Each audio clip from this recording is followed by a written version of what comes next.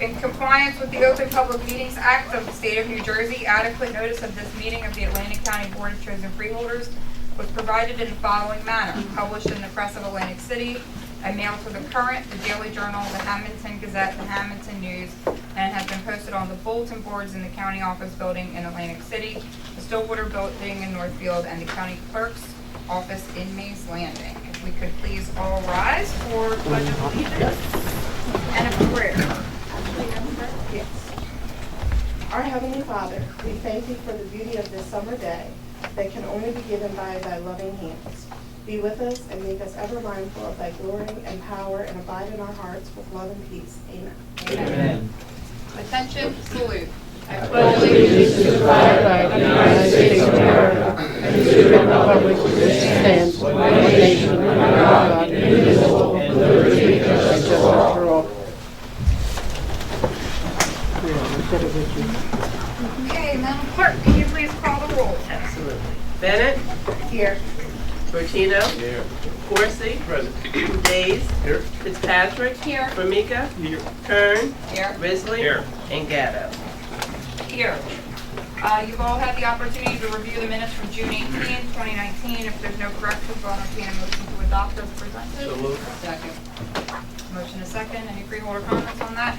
Seeing none, roll call vote. Bennett? Yes. Bertino? Yes. Corsi? Yes. Days? Yes. Fitzpatrick? Yes. Formica? Yes. Kern? Yes. Risley? Yes. And Gatto. Yes.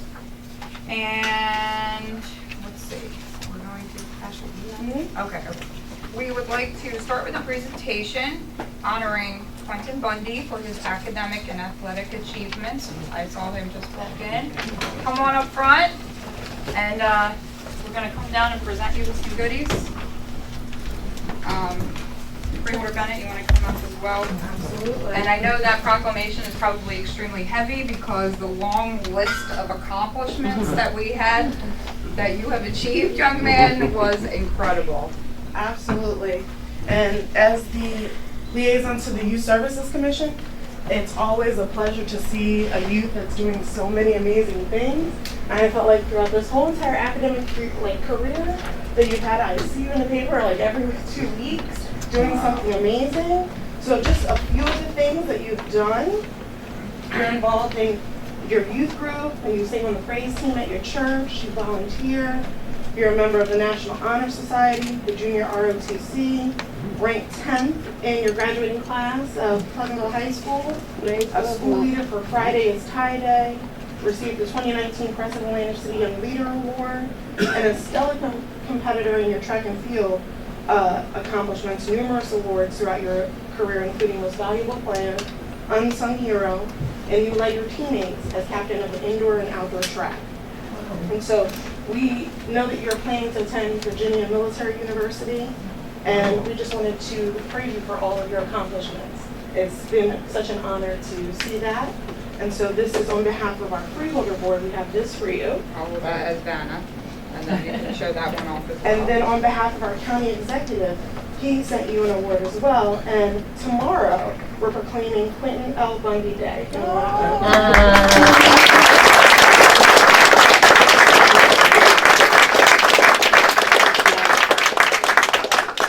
an official photo here. Sorry, I know. Audience behind us. Sorry.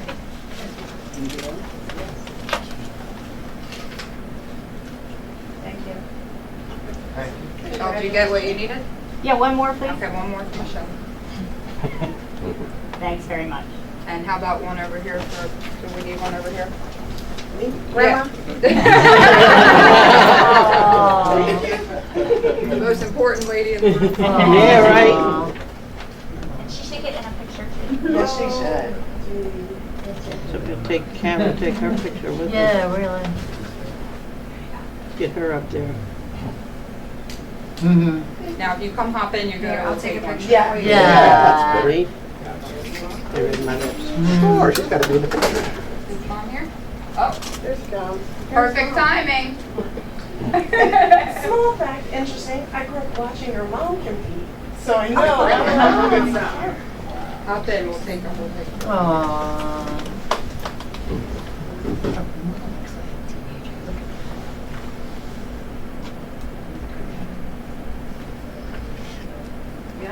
Thank you. Thank you.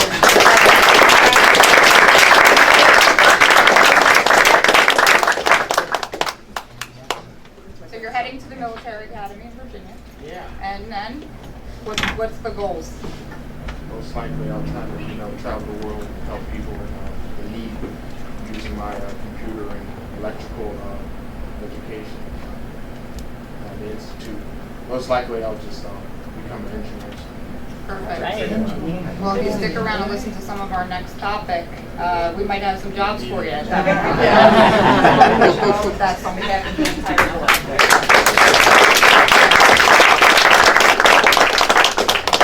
Handy bag to take pictures. Congratulations.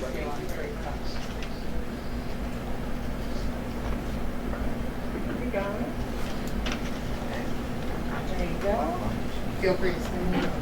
Yeah. Congratulations.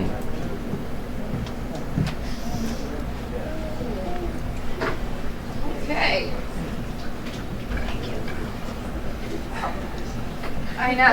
Okay, next up, we have the guarantee ordinance.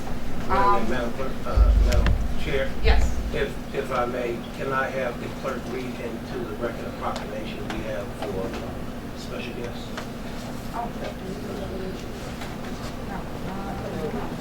Oh, yes, sorry. Surprise proclamation, apparently.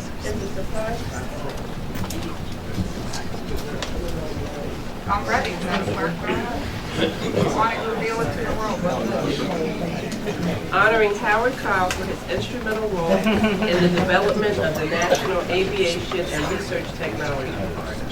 Whereas Howard Kyle was born and raised in Atlantic City and is a lifelong resident of Atlantic County who proudly served in the United States Air Force and is a graduate of Rutgers University, where he earned a master's degree in public policy, and was currently serving as Chief of Staff to Atlantic County Executive Dennis Levinson for the past 19 years. Howard Kyle assists the county executive in carrying out the responsibilities of his elected office and plays a leading role in issues pertaining to economic development and public policy. And whereas Howard Kyle previously served in county government as department head of planning and economic development and as deputy department head of social services, in addition to having served as executive to the president of Atlantic Cape Community College and director of government for the Atlantic County Employment Authority. And whereas Howard Kyle has been dedicated to promoting the efforts of County Executive Levinson to diversify the regional economy and create a new aviation industry with the development of the National Aviation Research and Technology Park, which proudly celebrated the opening of the first building in the park on Wednesday, June 19, 2019. And whereas the NARTP is located on 50 acres adjoining the Federal Aviation Administration's William J. Hughes Technical Center, the nation's premier air transportation system laboratory, and the Atlantic City International Airport, a designated smart airport research testbed facility that together comprise a new aviation innovation hub. Now therefore be it proclaimed on this 30th day of July 2019 by the Atlantic County Board of Chosen Freeholders that this board does hereby commend Howard Kyle on his instrumental role in the development of the National Aviation Research and Technology Park that promotes collaboration among research, academia, and government, and will greatly contribute to a statewide innovation economy.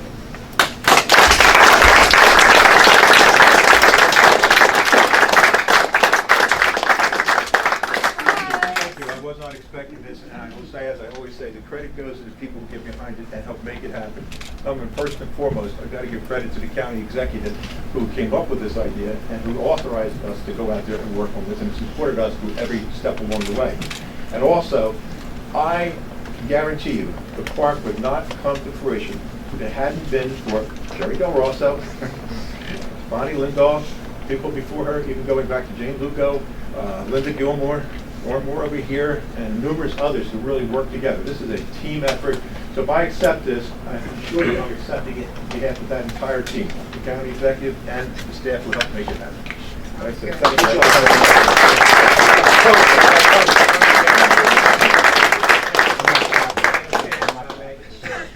Howard, Mr. Tommy couldn't have been better We have been plotting this for a minute, and we just had to wait for the right time, because we know you don't like to have a lot of public thank yous.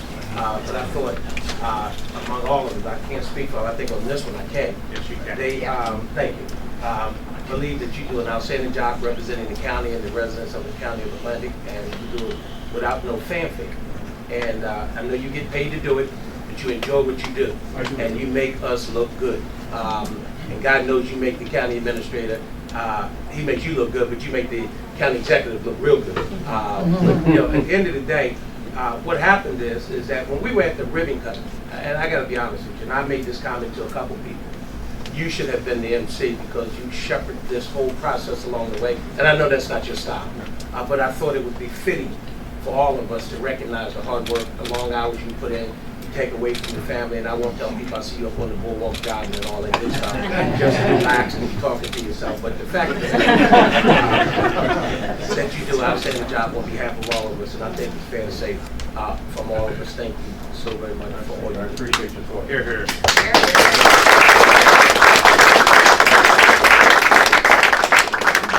Okay, now with that, we're gonna put the team to work, because we have this guarantee ordinance number 1, that we're going to be considering here, but I believe we're going to make a brief presentation on that before we get to that. So I don't know if it's you or Yeah. John or who on the Actually, team, but I will do. I have the biggest. take it away.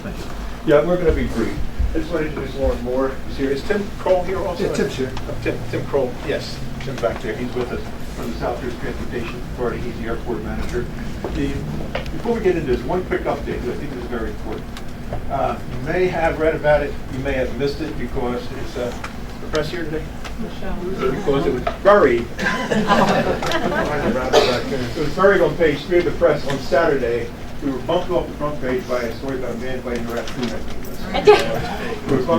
And basically, if you were aware of it, or maybe not so aware of it, I came to you back in April when we were meeting in Linwood, and we talked about getting approval from the board to apply for the US EDA I-6 Challenge Grant, 1.7 million total. Yes. We were successful.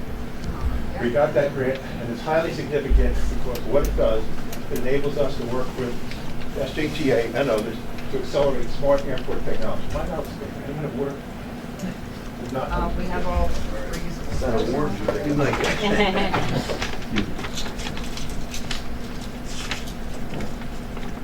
So, what it does, it allows us to work on smart airport technology, but here's the real significance of this. It's not so much about creating jobs, which it does. It's about creating companies. We will encourage all organizations, startups to come here to get the mentorship that they need to become bigger companies and hopefully stay in around Atlantic County.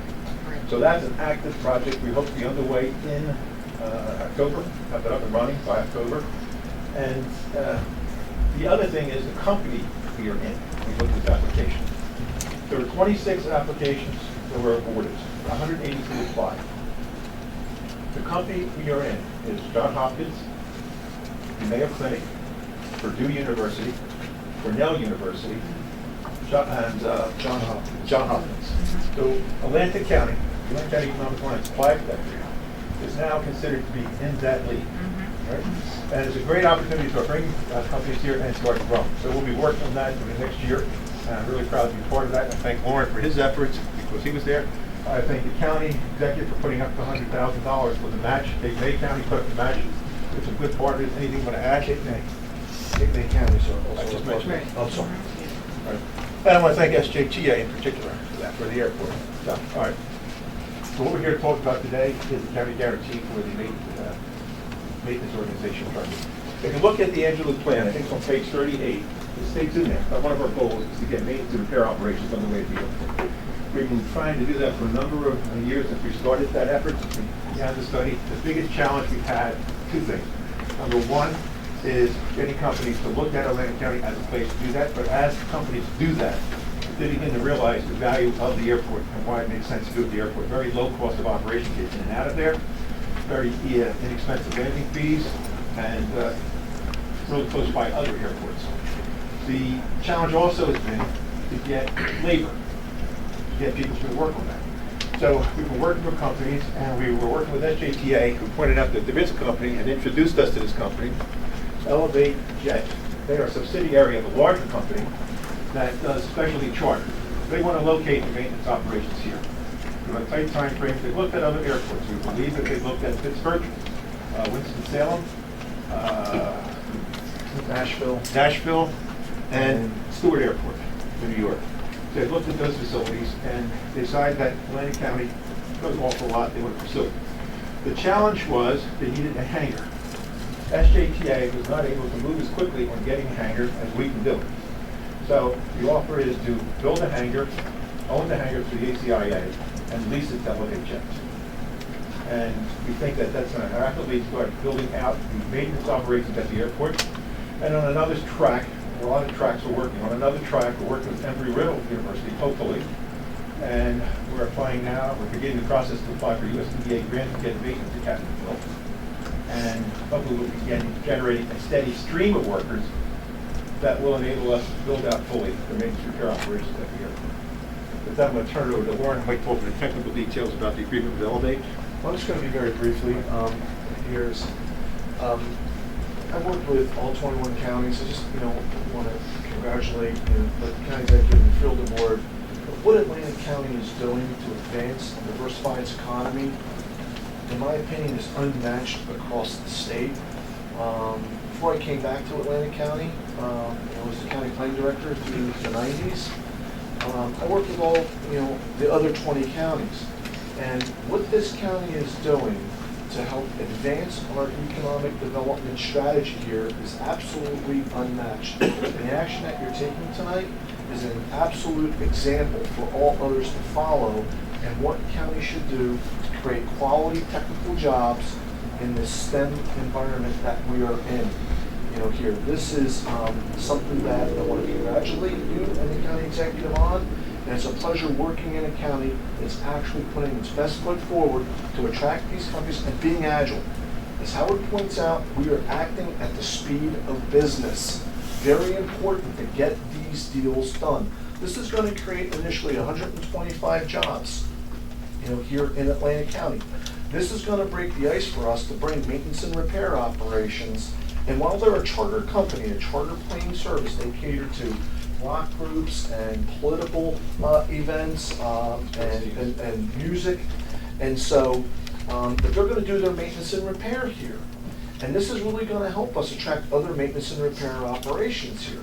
And in fact, Spirit Airlines, which has a hub out of ACY, is also very interested in bringing an operation here. So, and we're going to continue to work with them on that. So this is going to help us break the ice and continue to go full speed ahead to implement the economic development strategy that we have here. This is the first phase. They want to build out to upwards within 5 years. This project could start to push 300 jobs.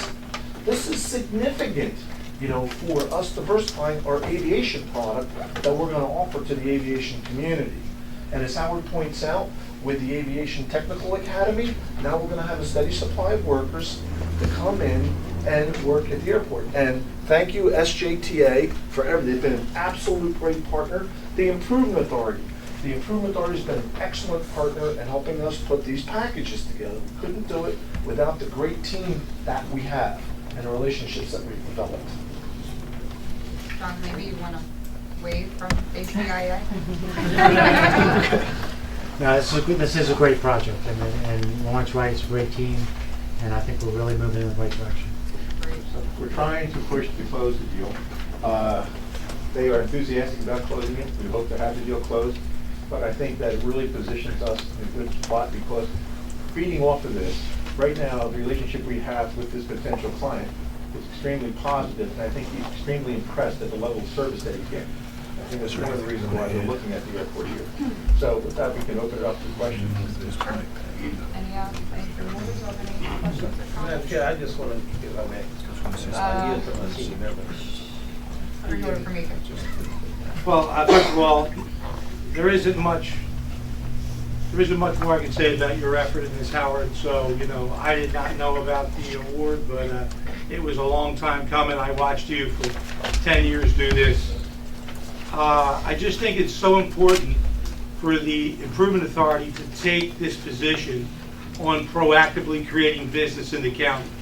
If we take a look at our sister counties in Gloucester, they do $300 million a year in projects. And taxpayers should know that these are revenue-generating investments. This is not something that we are just going to bond and give away as corporate welfare.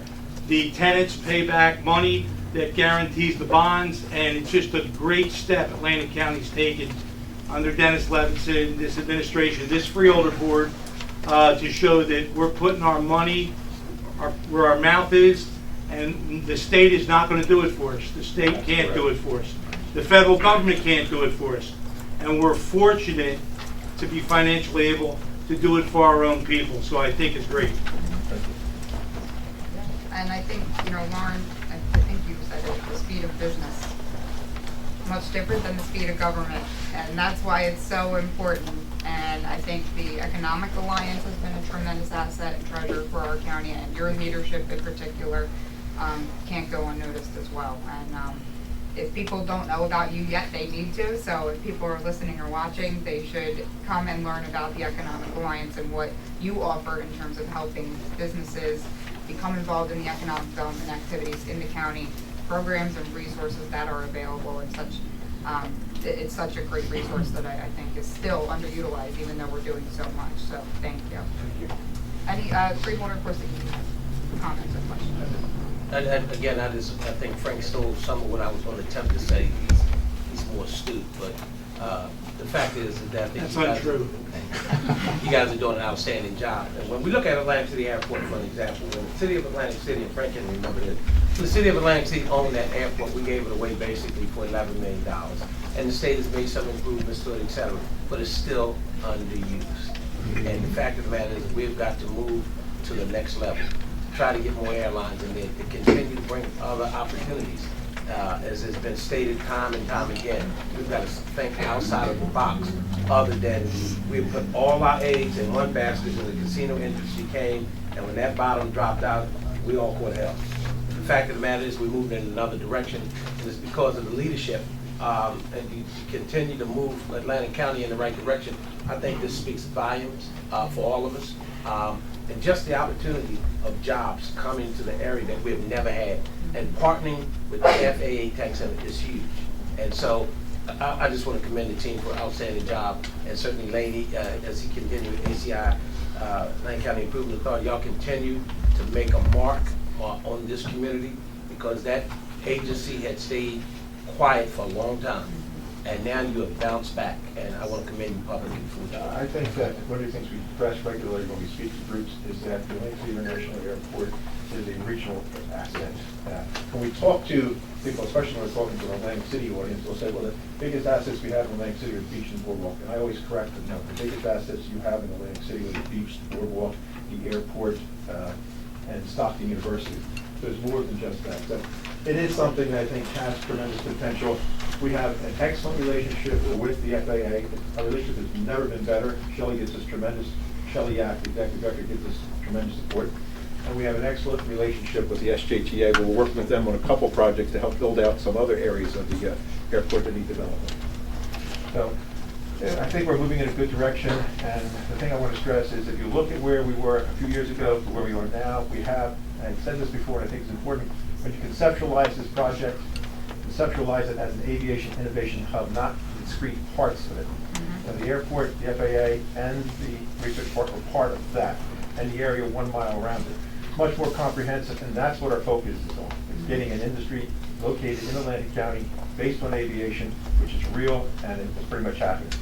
Mr. Mulkey has a job when he graduates college with his Right. engineering degree. One of the good news is we are beginning serious discussions on a second building. Great. I think I saw other freeholder Patrick. Yeah, I just wanted to comment and talk about the corporate business that you said was coming earlier this afternoon. I listen with an ear of meetings and conventions and tourism, as you know, and the piece that we are missing is local corporate meetings in the convention center. That's the piece of the puzzle that's missing for us, and that will help us so much in making that center a success and having it a positive revenue building. So that's great news. I No, can't we wait. agree with that. I just have one, oh, I'm sorry, Freeholder. Just briefly, just want to say that sometimes we get criticized in government for using government taxpayer dollars to light the match. It's so necessary to get a project off the ground, but this is what we have to do. Nobody's going to wake up in the morning and decide to locate a particular entity, in our area. We have to make it happen, and that's what we've done. We've made it happen. And what Howard and the team and Lauren have done, everyone else, is just absolutely fantastic. We were a long time getting that project going. The minor part that I played with Howard going to those SJEDD meetings for a number of years to get the district back on its feet so that, in fact, the lease could be transferred to us here in Atlantic County. Because originally that project was a Ford County project. It was not an Atlantic County project. So it took a number of years to clean up the SJEDD and get that particular big part of it accomplished. But what the Economic Alliance has done in a very short period of time is really unbelievable. We've gone from 0 to 1,000. It seems like overnight. So it's just fantastic, and I can't say enough good things about it. So thank you. Howard, I have one quick question. So we talked about the tech center and the aviation kind of research jobs we're looking at. We've talked about the aviation maintenance aspect now that we're talking about. Does not only starting this, but hopefully growing the maintenance aspect then also help become a attractor for that air cargo piece that we also have talked about? Okay. Absolutely, because planes are coming in with cargo that are going to unload and need to get out quickly. To have a maintenance operation, should they need any repairs, is very promising, very beneficial to have that. I'm told that. So yeah, it's all synergistic. It all fits together. It all benefits. For example, the Maintenance Academy also will service the energy things because the same skill set needed to repair wind turbines is the same skill set that's taught at the academy. Perfect. So there's much benefit to that. Great. Thank you.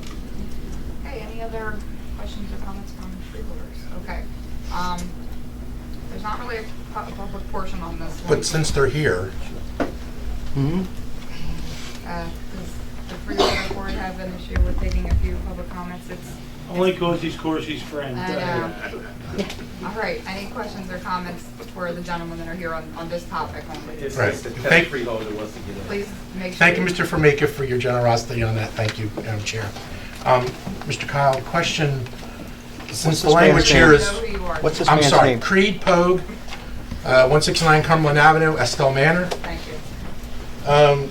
I don't recall seeing a guarantee ordinance before. Maybe it has been done in the past a number of times, but still there's those magic words, fully, unconditionally, and irrevocably, which generally then draws your attention, or at least it should.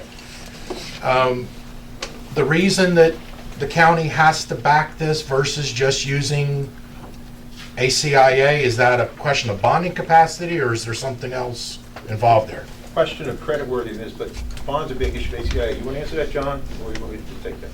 I can answer, sure. Yes, bonds are being issued by ACI. They are guaranteed by the county. The whole, we're going through went through a whole underwriting process with this company. We feel that they're able to make lease payments. They have a 10-to-1 coverage ratio with their cash flow. They have sufficient cash flow. The whole objective of this was to balance an economic development project and building up the region and the airport with attracting a company that wants to come in. So we think that we've managed to do that. Right, Mike. But I guess what you're saying is that in order to get a suitable interest rate and have the capacity, Correct. That's where the And increase the Correct. marketability of the bond. and the county comes in. Okay. So the lease payments are going to cover the debt service. Okay. And then the other question comes of, we see in the paper there's various discussions about our friends at the Port Authority wanting to change the arrangements for ACY. If that happens, what effect if any, does that have on this situation? There was mentioned also of surplus maintenance work being done, that can't be done at Newark, and they were looking for somewhere to do it. I thought, well, they could just move it down here. But It would have, to jump to the point, it would have no impact because they would have to honor existing contractual agreements. We've already had some informal talks with the Port Authority, so they're understanding what we're doing. thank you. Any other public questions or comments on this topic? Yes, ma'am. Hi, Eva Smith, 211 Forest Drive in Linwood. Are the hangars that are being built going to have guarantees of LED certification and being green? Well, it's a singular project right now, it's just one hangar, and there really is not much in them internally. It's a facility and just some equipment.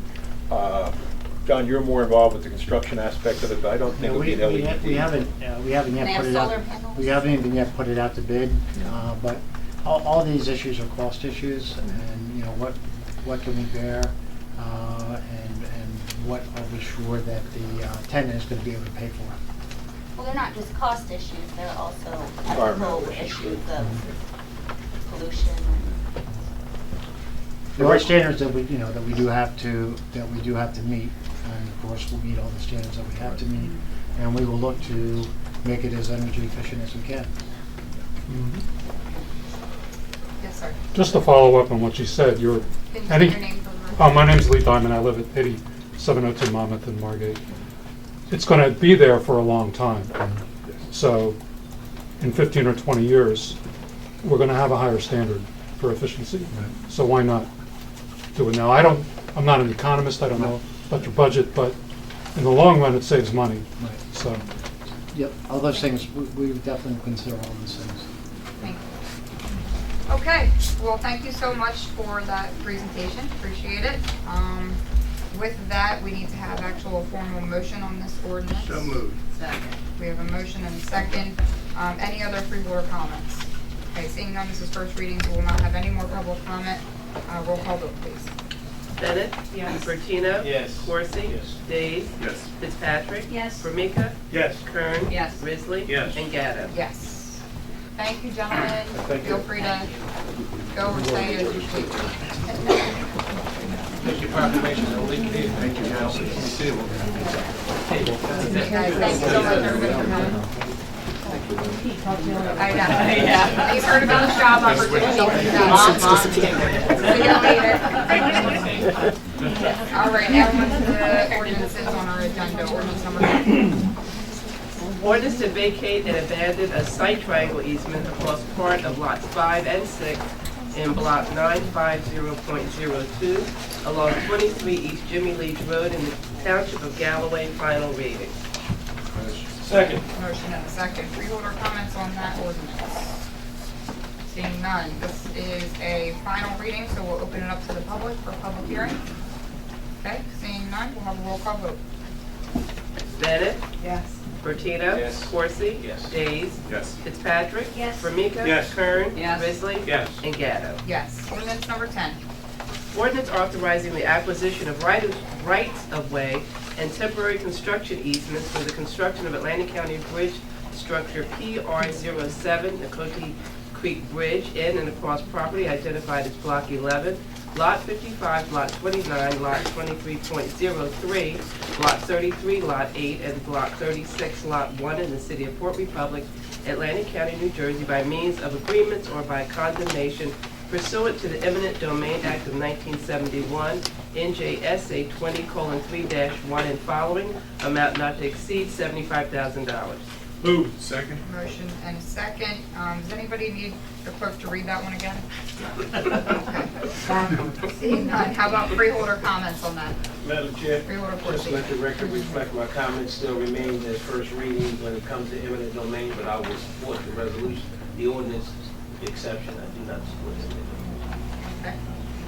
Freeholder Dace? Yeah, just that I spoke with Mayor Gary Giverson, the Board of Public earlier today, and just stressed the public safety concerns that the city has as far as ambulance and even fire systems coming out of the township. So he's looking forward to having this start. Great. Any other freeholder Regina? Just that from Bridges and Roads, we had a discussion in length on the issues surrounding why, or if we're even going to use eminent domain. but to complete the project and stuff, to keep the timeline of it running, we've been committed, we agreed to move it out, get it up to the Freeholder Board for consideration. Okay, thank you. Any other freeholder comments? Madam Chair, if I may, through you to the county administrator, I think the last meeting I did ask where were we at with the process. I know there was gonna either work slow down or they stopped work, and I don't know if they were waiting on this or there's been some other issues. I think you told me, and I stand to be corrected, there was a meeting to take place with either some residents or somebody over there. Yes, the meeting was supposed to take place, one of the residents refused to meet with us. Yeah, this is like the fourth or fifth time. And I was asked by the chairperson to have a presentation today on this bridge and the bridge in Hamilton Township, Cotton Mill Bridge. So we were going to have a presentation today at some point on both bridges. Yes, the meeting never occurred. The individual homeowner refused to meet with us again. And we do have, as you know, we have John, our department head for planning and engineering here, and we have Tony Pagano, who's been representing the county with, with any of the homeowners that are represented in, in this ordinance. Madam Chair, Jerry, I'm not going to belay this Yeah. point. I'm not concerned, but I'm more curious to find out if they were raising concerns and questions, why are they now refusing to meet? Well, I'll give They you had the to tell you down and something dirty. why they're not coming to the Person- meeting. no, Well, the person asked us to do certain things. We did all the things that we were asked to do. I don't want to steal Tony's thunder if Tony is here. Just to give you an example, there's an easement on one of these properties, and the easement was marked off. I was asked by the executive to go meet with the individual homeowner. I did. I had Tony, I had the county engineer, and I had the county bridge engineer there. You could see very plainly we marked off the easement area. I'm assuming at some point in time, wind, storms that we've had since then, heavy rains, one of the markers were missing. So they refused to meet because the easement wasn't marked off. So Tony gave her lawyer a picture of the easement because we had taken pictures of where the markers were. And the individual refused to meet with us. And Tony made an offer to go back out there and re-stick the flag in the ground to show where the easement is. If you're asking me, is there any rationality in the comments? No, there is no rationality here on the part of that homeowner. So I don't know what to say. We've been dealing with, obviously, the governing body. The governing body is very clear with us that there are some issues they have right now. As you know, you go through Main Street over the bridge, and you have Mill Road coming into Main Street. They have some concerns about there are no sidewalks in that area, and there's lots of traffic, as you know, being diverted off of the bridge because the bridge is closed at the present time. So having said that, the town keeps asking us to move forward. I think John and Mark are prepared to go forward legally. Tony is here.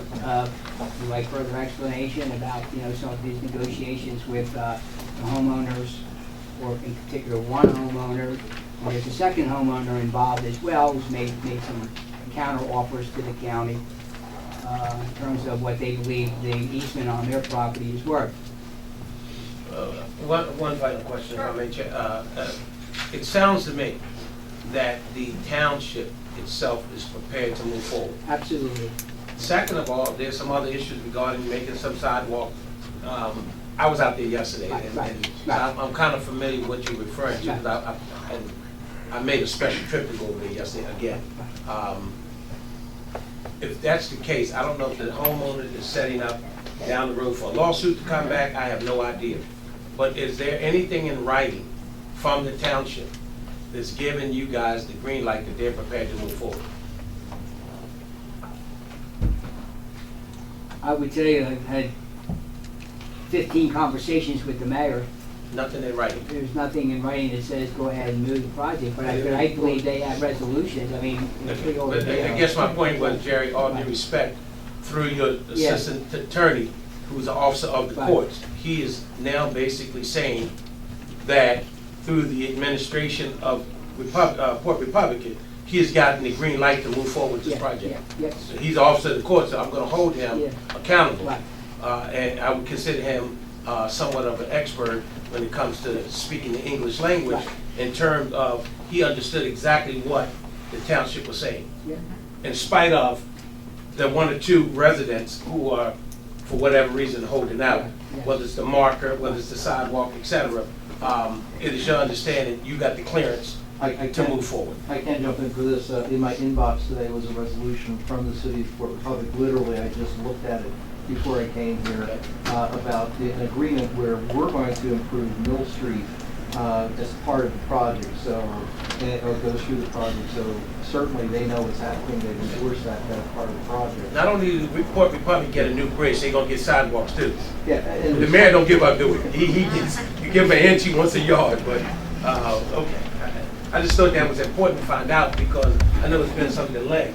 Yes. And if one or two people hold it up by a marker, et cetera, the big scheme of the picture is you gotta move forward. Yeah. It's an inconvenience, and you're putting a lot of traffic on the one. And absolutely, it's a safety issue. Thank you. Okay, any other freeholder comments or questions there?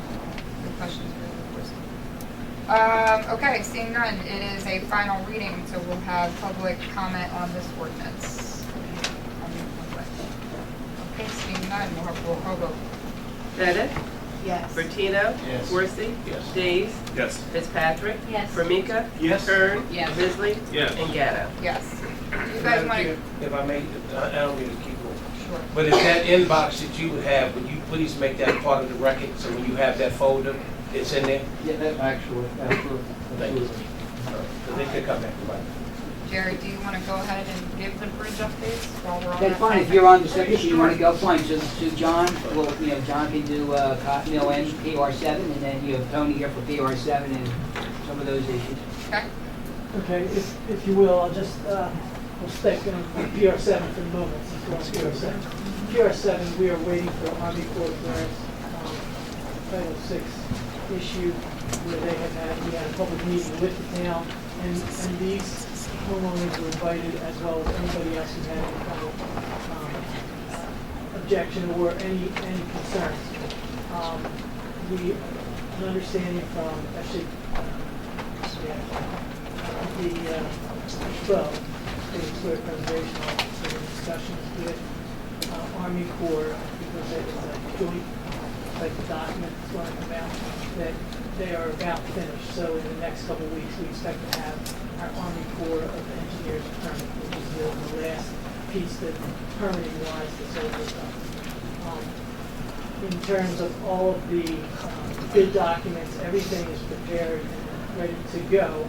We are now in the right-of-way acquisition, the final right-of-way acquisition for a couple pieces, which is what was just passed by the board right now. I will yield to Tony on that if he wants to talk about that now, and then I'll come back and talk about Cotton. Is there anything else you want to add from what you've already said? Probably not. I don't want to breach any of the specifics of negotiations. We have a letter that came back, probably about a closed session, but it's in the middle of negotiations. It's what we do for any of these projects. We try to work with the property owners, and usually, of the 200 or 300 acquisitions I've handled, usually we settle something. Okay, thank you. Moving to Cotton Mill, we did have a meeting with the municipality either last week or 2 weeks ago, where we had the opportunity to share with the public and with the council and mayor, discuss what's going on there. It's a $6 million project where there's a replacement of that bridge. It will take approximately 2 years to construct that bridge. We must first construct a utility bridge to temporarily locate both sewer, water, and gas, and then aerial easements for the Atlantic Electric service to be continued during the construction process. After that is constructed, there will be demolition of the bridge. We have in-water restrictions that start, I believe, December 1st and run through March 31st, so we're trying to get that out to bid and start some of that preliminary construction work this fall, so that we can get the coffer dams and things, if we can get those in place, they will eliminate the in-water restrictions because there won't be water behind coffer dams to be able to build. We're working through that agreement. I don't know that we have a final. We do. Okay, so we have a final agreement apologize. But we had the final agreement with the utilities. And again, we're looking to have those plans and specs go to the purchasing office and go out to bid in the next month or two. It's hard because there are lots of moving parts on all these projects. There's many more moving parts that are obvious unless you have to work in our business. So that's really the extent of that, and we hope to start that this fall. That's really the update on both things. Okay, thanks. Let us know when you have a concrete date. Okay. Okay, thanks. Thank you, guys. Okay, now on to resolutions. Grant accept, 417. Grant acceptance for the New Jersey Department of Environmental Protection for the Clean Communities Program, amount not to exceed $131,911.17. Move. Second. Motion is second. Freeholder comments? Comments from the public? Roll call vote. Bennett. Yes. Bertino. Yes. Corsi. Yes. Days. Yes. Fitzpatrick. Yes. Formica. Yes. Kern. Yes. Risley. Yes. And Gatto. Yes. 418. Grant agreement with the New Jersey Department of Human Services for the Title 4D reimbursement for the Law Department and the Sheriff's Department in the amount of $334,170 for the Law Department and $358,964 for the Sheriff's Department. Move. Motion and a second. Any freeholder comments on that one? Comments from the public? Roll call vote. Bennett.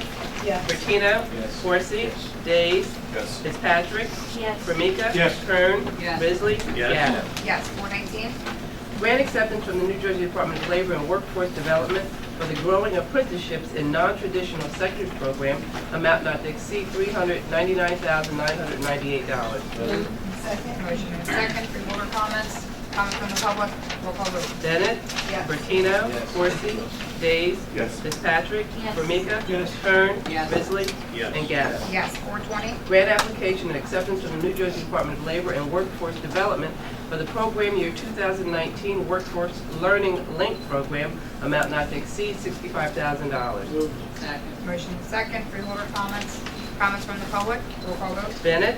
Yes. Bertino. Yes. Corsi. Yes. Days. Yes. Fitzpatrick. Yes. Formica. Yes. Kern. Yes. Risley. Yes. And Gatto. Yes. 421. Grant application and acceptance from the New Jersey Department of Labor and Workforce Development for the program year 2019 Workforce Innovation Opportunities Act, Adult and Dislocated Workers Programs, amount not to exceed $2,174,658. Motion and second. Freeholder comments on that one? Madam Chair? Yes, just Freeholder let the record Corsi. reflect that most of these were discussed in the budget. That is correct. Yes, thank you. Okay, any other freeholder comments? Comments from the public? Roll call vote. Bennett. Yes. Bertino. Corsi. Yes. Days. Yes. Fitzpatrick. Yes. Formica. Yes. Kern. Yes. Risley. Yes. And Gatto. Yes. 422. Grant application and acceptance from the New Jersey Department of Labor and Workforce Development for the program year 2019 Workforce Innovation and Opportunity Act Youth Program, amount not to exceed $1,591,062. Second. Motion second. Freeholder comments on that one? Comments from the public? Roll call vote. Bennett. Yes. Bertino. Yes. Corsi. Days. Yes. Fitzpatrick. Yes. Formica. Yes. Kern. Yes. Risley. Yes. And Gatto. Yes. 423. Grant application and acceptance from the New Jersey Department of Labor and Workforce Development for the program year Workforce New Jersey Program, amount not to exceed $4,349,798. Second. Motion second. Freeholder comments on that one? Comments from the public? Roll call vote. Bennett. Yes. Bertino. Yes. Corsi. Days. Fitzpatrick. Yes. Formica. Yes. Kern. Yes. Risley. Yes. And Gatto. Yes. 424. Interlocal agreement with the Atlantic Cape Community College for the Summer Youth Employment Pilot Program, amount not to exceed $35,009. Second. Motion second. Freeholder comments? Comments from the public? Roll call vote. Bennett. Yes. Bertino. Yes. Corsi. Days. Yes. Fitzpatrick. Yes. Formica. Yes. Kern. Yes. Risley. Yes. And Gatto. Yes. Take a motion for the chapter 159s together. Move. Second. Motion and second. Any freeholder comments on those? Comments from the public? Roll call vote. Bennett. Yes. Bertino. Yes. Corsi. Days. Yes. Fitzpatrick. Yes. Formica. Yes. Kern. Yes. Risley. Yes. And Gatto. Yes. 427. Amending Resolution Number 387 adopted August 14, 2018 to establish a pool of medical providers for the provision of medical services to inmates at the Atlantic County Justice Facility. Net increase $170,000. Move. Second. Motion and second. Freeholder comments on that one? Madam Chair. Freeholder Just for Corsi? the record, I think resolution 427 was explained very in detail yesterday at the budget meeting, and it covered a multitude of issues over the county facility. Some that we will not discuss publicly, but it's neat. If we don't do it, we have a problem. I just wanted to recognize that it was well explained what this money was used for. Issues from a health treatment perspective. Correct. Great. That's Thank you. Any other freeholder comments? Comments from the public? Roll call vote? Bennett? Yes. Bertino? Yes. Corsi? Yes. Days? Yes. Fitzpatrick? Yes. Formica? Yes. Kern? Yes. Risley? Yes. And Gatto. Yes. 428? Professional services agreement with various providers to establish a pool of medical providers for the provision of medical services to inmates at the Atlantic County Justice Facility, amount not to exceed $700,000. Moved. Second. Motion is second. Freeholder comments? Comments from the public? Roll call vote? Bennett? Yes. Bertino? Yes. Corsi? Yes. Days? Yes. Fitzpatrick? Yes. Formica? Yes. Kern? Yes. Risley? Yes. And Gatto. Yes. 429? Professional services agreement with the Remington and Vernick engineers to review the heating, ventilation, and air conditioning system in the county office building, amount not to exceed $6,600. Second. Motion is second. Freeholder comments on that? Comments from the public? Roll call vote? Bennett? Yes. Bertino? Yes. Corsi? Yes. Days? Yes. Fitzpatrick? Yes. Formica? Yes. Kern? Yes. Risley? Yes. And Gatto. Yes. 430? Renewal competitive contract with Atlantic Care Behavioral Health and Atlantic Care Behavioral Health and Center for Family Services for the continued operation of the Atlantic County Family Success Centers in the amount of $292,009 for the Atlantic Care Behavioral Health and $560,114 for Center for Family Services. Moved. Second. Motion and a second. Freeholder comments on that? Comments from the public? Roll call vote? Bennett? Yes. Bertino? Yes. Corsi? Yes. Days? Yes. Fitzpatrick? Yes. Formica? Yes. Kern? Yes. Risley? Yes. And Gatto. Yes. 431? Renewal contract with Cream Land Dairies to furnish and deliver milk and dairy products to the Atlantic County Cooperative, amount not to exceed $91,035.95. Second. Motion and second. Freeholder comments? Comments from the public? Roll call vote? Bennett? Yes. Bertino? Yes. Corsi? Days? Yes. Fitzpatrick? Yes. Formica? Yes. Kern? Yes. Risley? Yes. And Gatto. Yes. 432? Renewal contract with various vendors to furnish and deliver bread and bakery products to the Atlantic County Cooperative, amount not to exceed $45,007.25. Moved. Motion and second. Freeholder comments? Comments from the public? Roll call vote? Bennett? Yes. Bertino? Yes. Corsi? Yes. Days? Yes. Fitzpatrick? Yes. Formica? Recused. Kern? Yes. Risley? Yes. And Gatto. Yes. 433? Bid contract with Mid-Atlantic Salt Limited Liability Corporation to furnish and deliver rock salt to members of the Atlantic County Cooperative, amount not to exceed $341,280. Second. Motion second. Freeholder comments on that? Comments from the public? Roll call vote? Bennett? Yes. Bertino? Yes. Corsi? Yes. Days? Yes. Fitzpatrick? Yes. Formica? Yes. Kern? Yes. Risley? Yes. And Gatto. Yes. 434? Bid contract with A.E. Stone Incorporated for the resurfacing of Pomona Road, County Route 575, Sections 5A to 5C, in Galloway Township, amount not to exceed $896,000. Moved. Second. Motion and second on that lowest bidder. Any further comments? Comments from the public? Roll call vote? Bennett? Yes. Bertino? Yes. Corsi? Yes. Days? Yes. Fitzpatrick? Yes. Formica? Yes. Kern? Yes. Risley? Yes. And Gatto. Yes. 435? Bid contract with A.E. Stone Incorporated for the roadway improvements of 6th Avenue, County Route 654, Sections 1B and 1C in Galloway Township, amount not to exceed $1,355,500. Second. Motion second. Freeholder comments on that one? Comments from the public? Roll call vote? Bennett? Yes. Bertino? Yes. Corsi? Yes. Days? Yes. Fitzpatrick? Yes. Formica? Yes. Kern? Yes. Risley? Yes. And Gatto. Yes. 436? Bid contract with Bayer Brothers Corporation and Bay Shore Ford Truck Sales Incorporated to furnish and deliver various vehicles ready for operation to Atlantic County. Amount not to exceed $543,826. Second. Motion and a second. Freeholder comments? Comments from the public? Roll call vote? Bennett? Yes. Bertino? Yes. Corsi? Yes. Days? Yes. Fitzpatrick? Yes. Formica? Yes. Kern? Yes. Risley? Yes. And Gatto. Yes. 437? Intergovernmental Services Agreement with the City of Atlantic City to provide environmental health and hazardous materials response services with the jurisdiction of Atlantic City, amount not to exceed $48,000. Second. Motion and second. Freeholder comments? Comments from the public? Roll call vote. Bennett? Yes. Bertino? Yes. Horsey? Yes. Days? Yes. Fitzpatrick? Yes. Formica? Yes. Kern? Yes. Risley? Yes. Gatto. Yes. 438. Amended intergovernmental service agreement with the Borough of Buena regarding replacement of Plymouth Street culvert BB111 to extend the term date only, no additional cost. Moved. Second. Motion and second on that no cost. Any comments? Comments from the public? Roll call vote. Bennett? Yes. Bertino? Yes. Horsey? Yes. Days? Yes. Fitzpatrick? Yes. Formica? Yes. Kern? Yes. Risley? Yes. And Gatto. Yes. 439. Intergovernmental services agreement with the Atlantic County Utilities Authority to administer the Clean Communities Program, amount not to exceed $121,911.17. Second. Motion second. Freeholder comments on that? Comments from the public? Yes. Reed?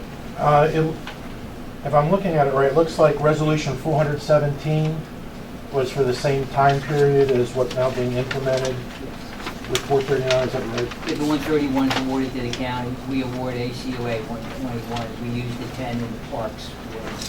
That's what I was going to ask. Yeah, Okay. that's correct. Yeah. Thank you. Thank you. Any other comments from the public? Okay, roll call vote. Bennett? Yes. Bertino? Yes. Horsey? Yes. Days? Yes. Fitzpatrick? Yes. Formica? Yes. Kern? Yes. Risley? Yes. And Gatto. Yes. 440.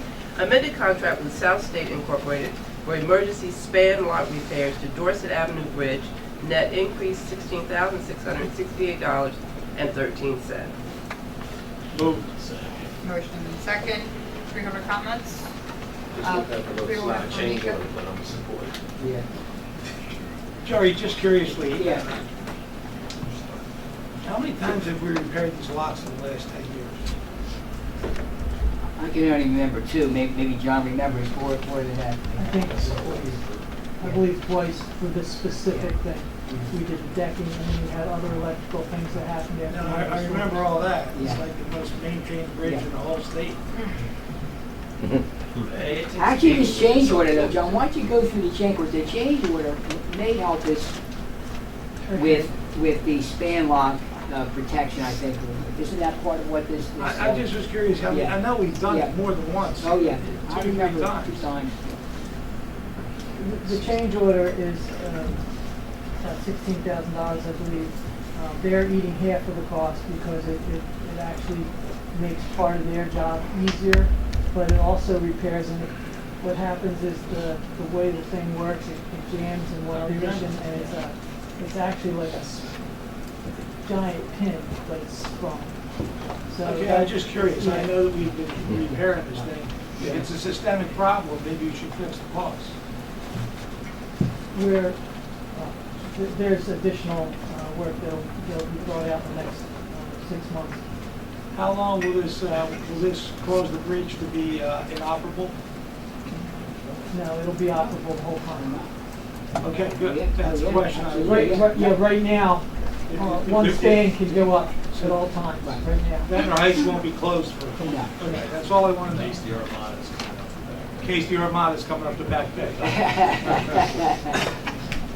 Any other freeholder questions? Freeholder Percy, did you have one? Okay. Any other freeholder questions? Comments from the public? Okay, roll call vote. Bennett? Yes. Bertino? Yes. Horsey? Yes. Days? Yes. Fitzpatrick? Yes. Formica? Yes. Kern? Yes. Risley? Yes. And Gatto. Yes. 441. Shared service agreements with the Atlantic County Special Services School District and the Atlantic County Institute of Technology to provide Class 3 special law enforcement officers to serve as school resource officers, revenue generating. Second. Motion second. Freeholder comments on that one? Comments from the public? Yes. Ma'am. Christine Ruth, 20 West Rosedale Avenue in Northfield. Have these agreements been reviewed carefully, and are they available for public review to ensure that the officers' responsibilities are connected with school safety and do not serve to create greater connection between students and discipline issues and the criminal justice system? I mean, it's definitely explicitly for school safety. I don't know, Jerry or Mr. Fedorko, do you guys want to comment on that? You saw Or Jim? those, right? You saw those agreements, right? Yes, I helped draft these agreements. They do exactly what they're supposed to do in terms of having these officers trained, there's special training that they go through for this. These are retired law enforcement officers. There's special training, and that training is being done through the auspices of the Atlantic County Sheriff's Office. So these people will be well-trained. Their backgrounds and all are vetted. As I said, they are former law enforcement people. And our goal is to, and the schools have specifically requested this, help in terms of the safety of the students while at school. So, Yes. I believe that. They will be armed? Yes. Are those agreements available for public review? Absolutely. Okay, thank you. Any other questions? I think the record also ought to reflect that we also have class 3s at ACIT. Question? And they're very effective. And they are. Michael Price, a resident of Egg Harbor Township. Did I hear correctly, these will be sheriff's officers? No, they're trained by the sheriff's office. So who will they be working for then? What police department? You know, They're like contracted. they're contracted to the schools who then pay at an hourly rate as set forth. But they're police officers, they must be employed by a police department. No, they're retired. They're retired. Law enforcement, that's how they get. So they're security then? The agreement is with the schools at the Atlantic County and the Atlantic County Sheriff's Office. Now, at the ACIT, I believe they're sheriff's officers, is that right? It's a class 3 sheriff's officer. Right, but these will not be class 3 sheriff's officers at this location. No, I believe Yeah, they are. So they will be sheriff's officers then, class 3 sheriff's officers. They're class 3 Right. officers. Yes. Okay, same as ACIT. This Class is 3 for sheriff's ACIT. officers. This is for ACIT. So it's the same. It's a renewal of our current. Right, we already have them. Yes. Okay, fine, I understand, I agree. Special services, yep. Okay, thank you, I just wanted to clarify it. No problem. Thank you. Thanks. All right, thank you. Thelma Witherspoon, Mays Landing, New Jersey. I'm certainly not speaking on behalf of Atlantic County Special Services, but I want to say that they're doing a fantastic job. And I'm glad that this contract is being renewed. They have consistently done all kind of drills to make sure that the students are safe. And we all know that the kids that go there have disabilities. So I just wanted to say that they are doing an outstanding job. Thank you. Any other public comment? Okay, seeing none, we'll roll call vote. Bennett? Yes. Bertino? Yes. Corsi? Days? Fitzpatrick? Yes. Formica? Yes. Kern? Yes. Risley? Yes. And Gatto. Yes, 442. Reappointment of Alan Beatty, James C. Connett, Patricia J. Constantino, Mark L. Ford, Philip J. Gunther, Terry Lutz, Paul McClellan, Michelle Carrera Morales, Reyes A. Rajput, and Charles A. Winberg Jr. to the Atlantic County Workforce Development Board for terms expiring June 30, 2022. Move. Second. Motion and second. Any of these people here? No? Okay. Any comments from the Freeholder Board? Comments from the public? Roll call vote. Bennett? Yes. Bertino? Yes. Corsi? Yes. Days? Yes. Fitzpatrick? Yes. Formica? Yes. Kern? Yes. Risley? Yes. And Gatto. Yes, let's take the 3 roadway solicitations together. Second. Motion and second. Any Freeholder comments on any of those? Comments from the public? Roll call vote. Bennett? Yes. Bertino? Corsi? Days? Fitzpatrick? Yes. Formica? Yes. Kern? Yes. Risley? Yes. And Gatto. Yes, 446. Resolution in support of Assembly Bill 3726, an act concerning food waste recycling and food waste to energy production, supplementing Title 13 and 15 of the revised statutes, and amending Public Law 1999 C-23, and urging the governor to sign the bill into law. Move. Second. Motion and second. Again, this is a resolution that came down from our county executive with regard to a letter that he sent to the governor with regard to the bill. Any further comments on that one? Madam Chair, if I may. I saw Freeholder Fitzpatrick. Not a problem. It was interesting to me to see that the Office of Legislative Services could not provide a cost. All of the listings of costs for this bill are indeterminate, and yet we would not pass a resolution to support the countywide tax assessment bill because of that same reason. I support this, but I think it's inconsistent. Okay, thank you. So you're indicating that we should have a cost associated with the resolution? There isn't one. I understand, I'm saying you think it should have been added. Well, I think that if we can support this without a cost, we could maybe support the other one without a cost. Or at least that shouldn't be the reason that we didn't support it. My question, Madam Chair. Yes. Does anyone know why the governor has not signed this bill? Is there any discussion, anybody know why it's being held up? I'm not aware. I mean, does the county administrator, county exec know he gives you the bill to put on the agenda? Does he know why it's not being signed in the law? Well, I mean, let me just say that the reason for the letter to the governor is ACUA and I think 8 other counties, what would be utilities authorities, presently use food waste to generate energy, renewable energy. And what happened was the original bill that came out said that all food waste would go to a food waste facility outside of those 9 counties, for forgetting the other counties that are taking food waste. Which meant that all of the infrastructure that went into place to create renewable energy would no longer be used, number one. We have waste flow. So this would go against waste flow. Anything that's generated in Atlantic County goes to ACUA. That was passed years ago. If you remember, there were hearings after hearings after hearings. I think this board wound up having like, I think 5 or 6 hearings about waste flow. The board actually voted for waste flow. It listened to, I think we were all over the county. So it would be against waste flow. You gotta remember, any food that comes into the facility, there is a tipping fee. The tipping fee would be lost.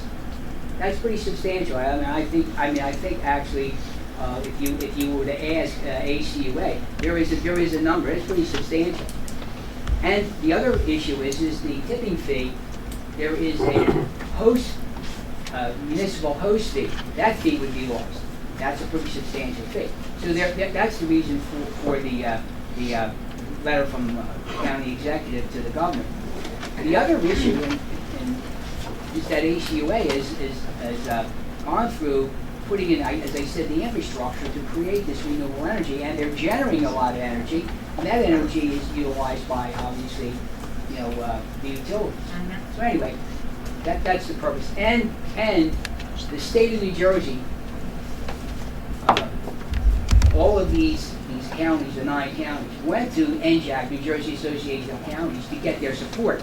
They went back to the governor's office to ask the governor, well, actually to the legislator who put out the original bill, to ask for the amendments to include those 9 counties that already have renewable energy, so that they would not be hurt by this bill. So NJAC supported this. And as you know, NJAC is a bipartisan body. So they've done a good job in getting the legislators who put up the original bill to support these amendments. Madam Chair. Yes. Jerry, Yeah, this bill is for large generators of food waste. that's correct, yes. So it is basically keeping the waste flow within our That's correct. ACUA. That's right. So in fact, it would be a revenue generator to our Yes, ACUA. that's correct, yes. So all due respect to Freeholder Fitzpatrick's analogy, this is not a cost on the back of the taxpayers. There are costs associated. But they're offset by the revenues that the waste flow, the business model of waste flow at our ACUA is, we have employees, we have costs, but the tonnage pays for the bills. So I don't think it's a good analogy, in my humble opinion. I understand what you were saying, but this is actually a revenue generator. This bill will ensure the stability of income to the ACUA. I'm just curious to find out, Jerry, prior to this, I would have loved to know the dollar amount that has been generated, and if it did not get signed into law, how much will we be losing? So I don't know if you have any of that data. I don't know if that was part of the county executive's letter to the governor. other than the fact that some of us. I don't think he put the revenue either, but he did put in all the things we just discussed, and that Yeah, is. but you indicated that it would be. Yeah, we'd have to go basically- back to a CUA, we'd have to go back to. Because basically you Yeah. said it's a game changer. If in fact, Oh, Albert absolutely. doesn't change it and it Well, goes yeah. somewhere else, there's a dollar associated with it, I'm just curious to find out what that dollar would be. Oh, and I think, I'll ask Rick to look at that. Just remember, the biggest issue, Freeholder Meeting went through, I maybe it wasn't clear. This board went through 6 meetings throughout the county to talk about waste flow. Waste flow means everything that's generated in the county stays in the county. Everything goes through a scale, and there's a tipping fee. You violate that once, then what's next? C&D waste, construction and debris, or what do you do then? Does that then go to a central plant somewhere out of Atlantic County? I'm just saying, and every single ACUA or utilities authority goes through that same thing. They have construction waste. So I'm just giving you an example. The biggest issue is violating waste flow. That's a serious issue. So if you start taking things out of the county, then you don't need utilities authorities anymore. And where do you go? Where do you bring it? Jerry, I got all of that, Yeah. and that makes a whole lot of sense. I was just basically asking for the dollar. Well, I will get. I comprehended everything Yeah. you said, except I was just trying to associate a dollar amount with it. Good. Okay. Because, some of us do make phone calls to Yeah. find out what's going on up and down the state of New Jersey. But if you're gonna make those comments and statements, you need to know what the dollar Yeah. amount is associated with it. So if I'm talking to the governor's chief of staff, I need to be able to say, he needs to sign a bill because X, Y, amount of dollars would leave the county of Atlantic, but if y'all don't have a number, he basically passed a resolution, hey, governor, sign the bill, and he's like, what's the point? I'm sure that the state legislators have done their due diligence, I would assume, because they passed legislation on it. There has to be a reason why the government has not signed it yet. Maybe it's not at the top of the food chain. It is a food resolution. Yeah, right. That's why Jerry said a smile. Jerry, if you could. I will do that. I got Yes, it. That's a good idea. Yep. Freeholder questions? Okay, comments from the public? Yes, please. Madam Chair, the way the resolution is currently drafted, we tend to give the impression that it has not yet passed both houses of the legislature, since it is saying forwarded to the state legislative teams. But since it has in fact already passed both houses of the legislature, and a number of legislators representing Atlantic County had in fact voted for it, perhaps it would be advisable to express appreciation to those legislators, Senators Adigato, Senator Andrzejak, Senator Connors, as well as Assembly members Armato, Peters, and Mazzio, since it were contested votes, it did not pass unanimously. But since those who were being helpful perhaps expressed appreciation directly to them for having done something that apparently we all want to see happen as soon as possible. Thank you. Any other comments from the public? If I may, did you say they voted against it or for it? Those 6 that I listed all voted for it. The ones that I didn't mention either did not vote at all or voted against. And in the interest of bipartisan comedy, I'm not mentioning those names. Okay, any other comments from the public? Do we want to make any amendments to it based on that suggestion in the last lines we would say certified copies of resolution be forwarded to state legislator teams of Atlantic County with appreciation for their affirmative vote, I think we could add, and the governor. Would you consider that a substantive change? I wouldn't, Mr. Stadel, but I don't want to practice. No, it's not. No. Okay. You can show me first time this year. Practice law. I was waiting for your comment. And I think that's exactly what you said. I know. Any objection to adding that piece? Okay, with that added, let's have a roll call vote. Bennett? Yes. Bertino? Yes. Corsi? Days? Fitzpatrick? Yes. Formica? Yes. Kern? Yes. Risley? Yes. And Gatto. Yes. 448. Amending Resolution Number 396, adopted July 16, 2019, a professional services contract with Greenman Henderson Incorporated for the provision of construction inspection services associated with the resurfacing of Delilah Road, County Route 646, Section 1B, part of Section 1C in the Township of Egg Harbor, to exclude the reference to the New Jersey local unit pay-to-play law. Okay. Moved. Second. Motion and second. Freeholder comments. Any comments from the public? Roll call vote. Bennett? Oh, I'm sorry, I'm sorry. Fred, I didn't see. That's okay. Does that mean that Greenman Peterson would otherwise not be in compliance with pay-to-play? Is that? No, I think it's just a paperwork error, as I understand it, and Jerry, correct me if I'm wrong, but the resolution included the reference to the law, even though the law is not applicable. Oh, so taking pay-to-play out because of professional services? I'm Okay. sorry. I got it. No, No, it's a federal project. And Oh. federal projects, they exclude, the New Jersey pay-to-play is not accepted by the Fed. So we had to have it, it was inadvertently left in the paperwork. Correcting language. That's our regular paperwork, has the pay-to-play for everything, and the Fed side does not accept that. Okay. Any other comments? Roll call vote. Bennett? Yes. Bertino? Yes. Corsi? Yes. Days? Yes. Fitzpatrick? Yes. Formica? Yes. Kern? Yes. Risley? Yes. And Gatto. Yes. Okay, that concludes our printed agenda. First, we'll have reports of special committees to the board. Anybody have any special reports they'd like to make? Okay, seeing none. Unfinished business. Any unfinished business we'd like to discuss? Seeing none. Any new business? New business. Seeing none. Written communications and petitions. Anything? Okay, nothing. Okay, we'll go to public comments. Anybody from the public wishing to speak? Yes, sir. Cristian Moreno Rodriguez, 17 North Chelsea Avenue, Atlantic City, New Jersey. Just by a show of hands, who's here with immigrants? So we're not alone.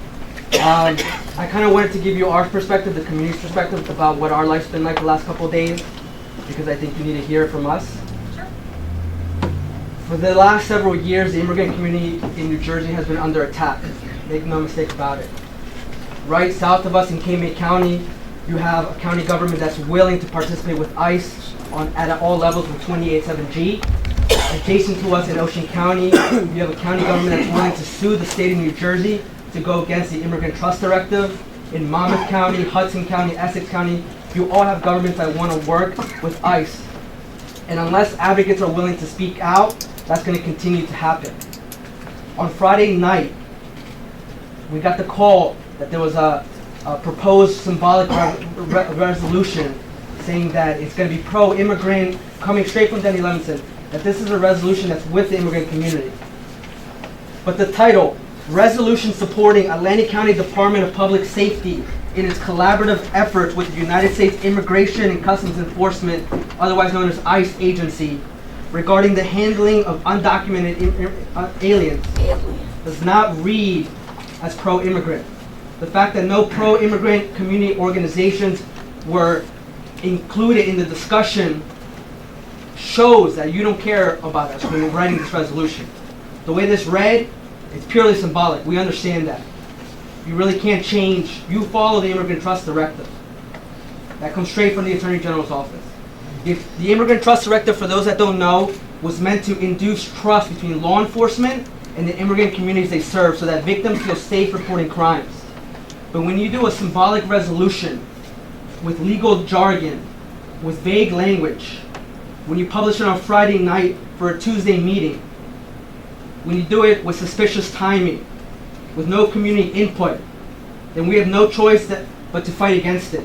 Because we know what this is for, who this is appealing to. That's what we wanted to make clear. Now we know this is symbolic. If you wanted to do 287G, make no mistake about it, this would have been a very different meeting.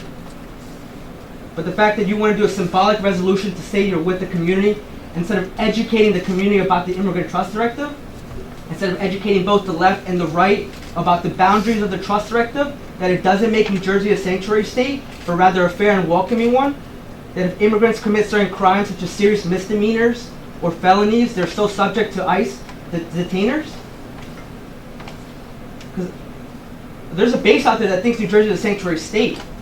And what this is doing is telling them that you're tough on immigrants, that you're tough on crime, and it's pushing the narrative that our community is full of criminals, and we deserve to be dealt with as harshly as possible, which is not the case. Nothing in this resolution stated any of the positive impacts of immigration in our county, what we contribute to the economy, the taxes we pay, how our children are in the school systems contributing, building our future.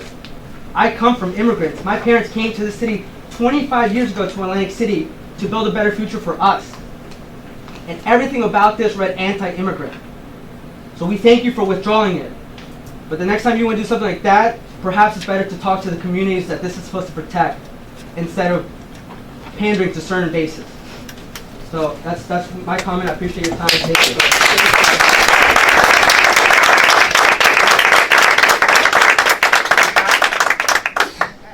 Since I was the sponsor of the resolution, the first thing I'll say is that it could have been written a lot better. And believe me, it was an education for me. But the purpose of the resolution was to make the distinction between what they're doing in Cape May County and Ocean County and what we're not doing here in Atlantic County. And it was ambiguous enough to get the negative reaction. As soon as I got the negative reaction, I pulled the resolution myself. Because besides being a freeholder, I come from a family of immigrants that suffered everything 100 years ago. And I've employed at least 80% of my workforce have been immigrants in this county. So I can attest to everything you're saying positive. So I would like to say that the preparation and the way this thing was written was too vague to get a positive connotation. And if we go forward with something, we definitely will engage. Thank you. Yes, Celeste Fernandez, President of SICOM. I am a community leader and also the second vice president of the Hispanic Association of Atlantic County, and represented the President Bert Lopez and also the Vice President Moldega. We want to thank you for withdrawing this 447 resolution. It was already said what it meant to us, and to be willing to sit down with us and craft a better document. Because even though from your words and the word from the executive of this county, it wasn't meant to no harm, but the word then, it just fills us with fear and confusion. Because when you call undocumented aliens, what we're talking about, are these aliens human? No, I hate that word, alien. So in this moment, in the moments like this when families are being separated, children are put in cages, the shift, executive, this nation is calling us, or immigrants, not undocumented, or immigrants, rapers and criminals. Using these words is not acceptable. But we are grateful that that was withdrawn, and we are grateful that we are coming to the table. But it was on a weekend that, we don't appreciate. Maybe you see it sometimes, some people say, oh, I'm sorry we offend you. This is not offending. This is our life, our family life. This is a diverse county comprised of immigrants. The immigrants that go every November and vote for you guys or for you freeholders to be sitting in there. In our life, are in danger right now as we speak. And a lot of people are losing their life. So we cannot take this lightly. This is serious for all of us. All of us. And if you put aside the 280-70, who gonna get benefit from that? Because the same community that you're gonna work against is the same community that is gonna come out and vote that in November. All of us, the whole Atlantic County, and you and I, Freeholder for me, can know better how many immigrants are in this county that come out last year and say, you know what, almost 50%, 45,000 votes say I want an immigrant to represent my interests. Come on, it cannot be taken lightly. I'm representing that 45,000 people that come out on November 6th 2018 on a rainy day to vote for an immigrant to represent them. Cannot be taken line. Thank you.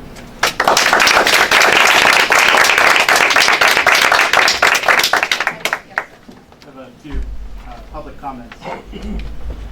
Freeholders of Atlantic County, Chairwoman Gatto, and most importantly, Mr. Frank D. Formica. Sir, I'm sorry, before you continue, state your name for the record. My name is Irvin Moreno, and I'm from Ventnor City, New Jersey. Thank you so much. I'm here to address Resolution 447, sponsored by Freeholder at Large Formica, and later withdrawn. As others before me have clearly stated, this resolution provided zero benefits for the people of Atlantic County. This resolution only serves and served to sustain the hate and the fear fracturing our beloved state and this county. This resolution permeated xenophobic conspiracies and myths and was indolently worded to consolidate power amongst a radical group of constituents. Mr. Formica, I was born and raised in Atlantic City. Growing up, it was difficult not to hear or taste the bread from Formica Brothers. But for me, the bread was always sweeter. You know why? The bread was always sweeter because when I went into that bakery, the people that were making the bread looked and sounded like me. Simply, Resolution 447 has already put and will put the lives of approximately 50,000 Hispanics in your county at risk of increased hate-based crimes, irrational discrimination, and pure racism. Mr. Formica, when business was good, it was convenient to hire and use us. With the business in bankruptcy, you no longer require our services, and you have made that quite obvious with this resolution. There is a common trope about undocumented immigrants and how they steal taxpayer money, and I'm sure you all have heard of it. But tonight and over the weekend, you permeated and you added to that fear and that fuel of stereotypes of undocumented immigrants. Atlantic County Board of Chosen Freeholders, make the right choice. You made the right choice today. Mr. Formica, I thank you for making the right choice today. And I hope that you will work with our community to continue making those right choices. Thank you. If I may, sir.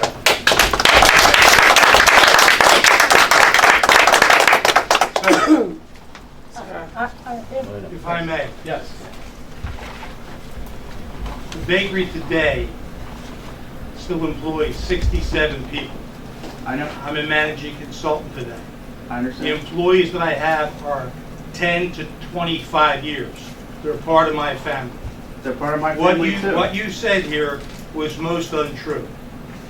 And it was most untrue because the resolution was pulled because of its misperception. It was not put out to create any type of fear. It was put out to show the distinction of Atlantic County being different and being respectful of its immigrant population. You depicting it in your words is your opinion. I accept your opinion, but it is quite untrue. And I accept your interpretation of Resolution 447. Characterizing me as not caring for my employees, it would have been easy for me to close doors and let 67 people, families, not have jobs. So I take that as a personal attack. And I really don't think this board needs to hear that. There wasn't a personal attack, but I respect your opinion. Thank you. Anybody else want to help? Yes. Celeste, let me see if anybody else. Yes, sir. Steve Young, Atlantic City. I'm here on behalf of the National Action Network, South Jersey chapter's president. And, it's a sad day for us. We must remember that part of immigrations are from Haiti, they're from Africa, Somali. So over 400-something years of being in this country and through slavery and everything else, there's a population that's being detained and treated just like the rest. We must remember they're human beings. And it's very important that we understand the terminology that we use today, because there's someone that speaks very bad about every human being throughout this country. We do not need to have that continued, especially that in this county. I'm glad, we're very happy to see it was pulled, but in the future, for the sake of every human being, let's come together, let's talk about it, and let's come to a reasonable resolution. Because again, you must remind everyone, there was a lot of Africans and still being held in ISIS. Because when you hear about ISIS, we don't hear too much about the African Americans, or the Africans are still being deported. I've been to Africa, and I've seen them with the ticket in their hand to come to America, but have to go through so much strenuous issues to get here through the consulate. It's inhumane, any human being, to pay for a ticket now to come to America, but cannot come. But a few years ago, you were brought here in slaves, in chains. This issue of human beings and our lives, we must look at humanity as a whole, and we have to come together as a whole in order to solve this moving forward. Thank you.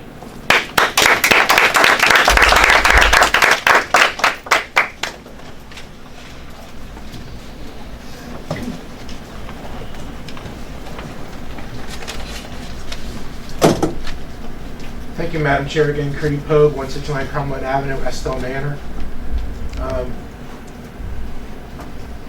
I want to thank Freeholder Formica and you, Madam Chair, for us not having a fourth time in a year, at least by one count, of things where we got a little overly controversial and did a lot more heat than light, and that instead you withdrew the resolution and we go from there. In light of Freeholder Formica's comments as far as the process, I would ask, I would have thought that would have already been in, but perhaps once Freeholder Council prepares the final draft, that would then be reviewed by the person, the freeholder, who would theoretically be the sponsor, just so they have reviewed it the final time before it goes on the agenda. And that means if it goes another meeting, then so be it. While this is obviously an important issue, it is not necessarily an urgent one that needed immediate attention. Again, going to the freeholder's comments, if the desire was to show a contrast between what Cape May has done with the 287G, what Sussex County has done with outright defiance of the Attorney General, whether you agree with him or not, if we're a government of laws, then we got to obey the ones we don't like, whatever side we're on. That's how that's going to have to work.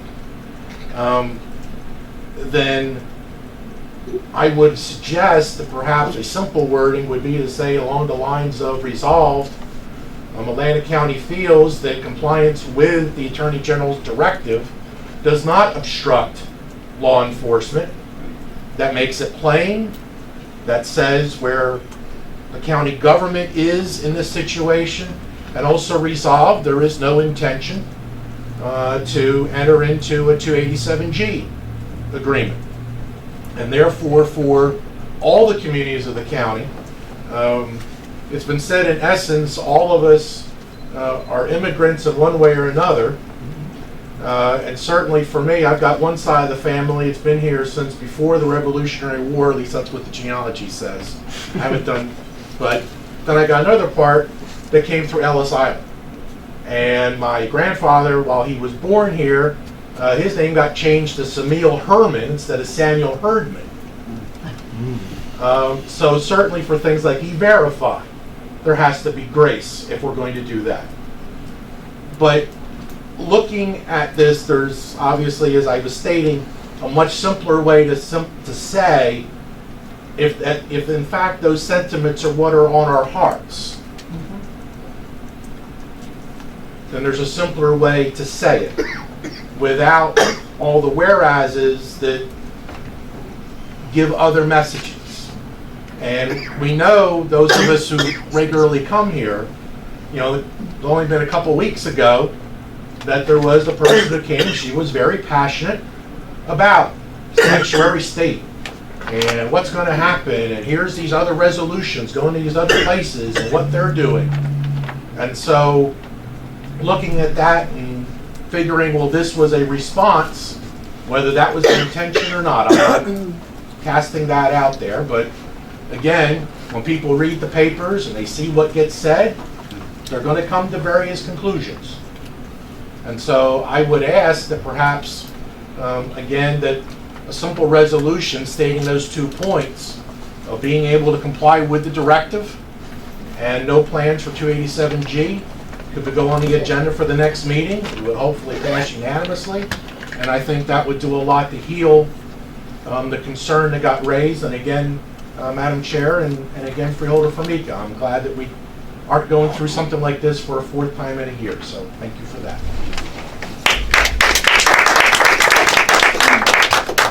Anybody else in the public wish to speak? Yes, ma'am. Hello, my name is Sandy Hickerson, and I'm from Absecon, and I just wanted to thank the freeholders and Mr. Formica for what you're doing with this. It is an important issue, and we are the United States of America. We are founded on immigrants. You know, the Statue of Liberty, right? That's our symbol, our gateway. You're welcome into our country. And so I really appreciate you looking at the wording and being very particular. It's very important. And so I just wanted to say thank you for everything, for considering it, looking it over, being careful. It's important. Thank you. Thank you.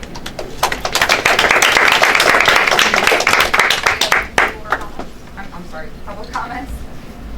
Just to close this in a good note, I still say thank you for the effort.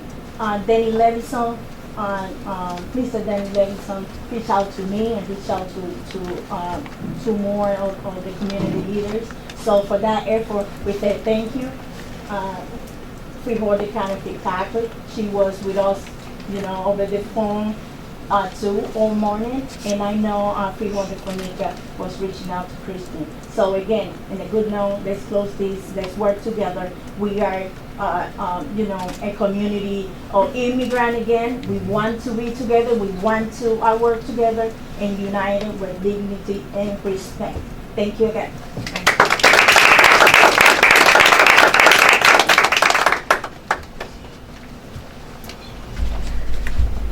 Heather Warburton, Hamilton. I just also want to hear what everyone else has said. Thank you for removing the resolution. And I heard a really good expression earlier today that I'm going to start applying to everything of nothing about us without us. And that means if you're drafting a piece of resolution or whatever, check in with who you think it's going to affect, because they may have insights that you don't. And that's really important because hate is growing right now in this country. Hate's on the rise. We have 15 active white supremacist hate groups in New Jersey. So the context is things are very touchy, and words like alien seek to dehumanize. So thank you for pulling this resolution. Thank you.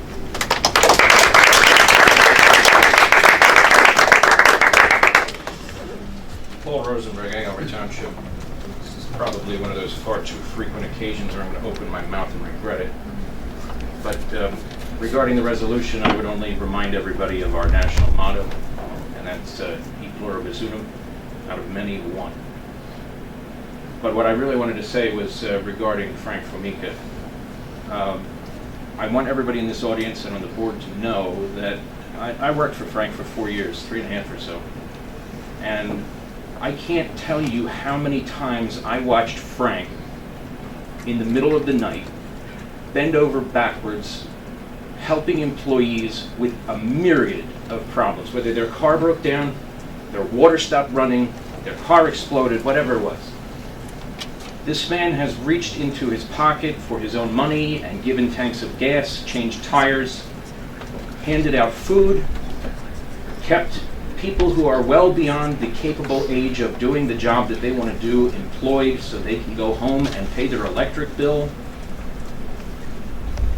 There is a boundless fount of generosity in Frank Formica that he utilizes even when he doesn't have the ability to do it. And that's aside from his family. I know he has an adorable stepdaughter. She experiences difficulties every so often, and Frank rearranges his entire life to accommodate her. Whether or not this resolution was poorly conceived, poorly written, or if you're of the opinion it's a good idea, I don't care. But Frank Formica is a friend to anybody, immigrants, seniors, well-established alike. And I have the feeling it's been that way for many, many decades, longer than I've known him. And I could not go by this meeting without saying what I felt. Thank you. Anybody else in the public wishes? Yes. It's already recorded. James King L of 609 Radio, Black Men United Coalition. And I agree with a lot of stuff that was said.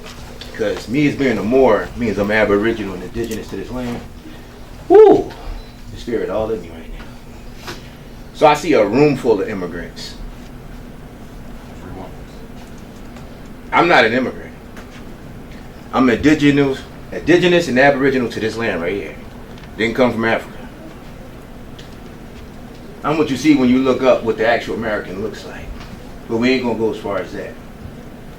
The treatment that the Spanish community has been receiving is unacceptable. Our coalition, we have a new coalition called Being More United, nonprofit. We're gonna be actually helping the communities ourselves. You know, it's good if the state and the county can help out, but if they take too long, we gotta formulate, do it ourselves, because we can do it ourselves. We waited long enough. And with that being said, I'm glad y'all made that adjustment that was necessary, because we're going to be monitoring everything you guys do from here on out and exposing everything. Nothing else will be left a secret. So I hope everybody has good intentions and keeping their words. Thank you.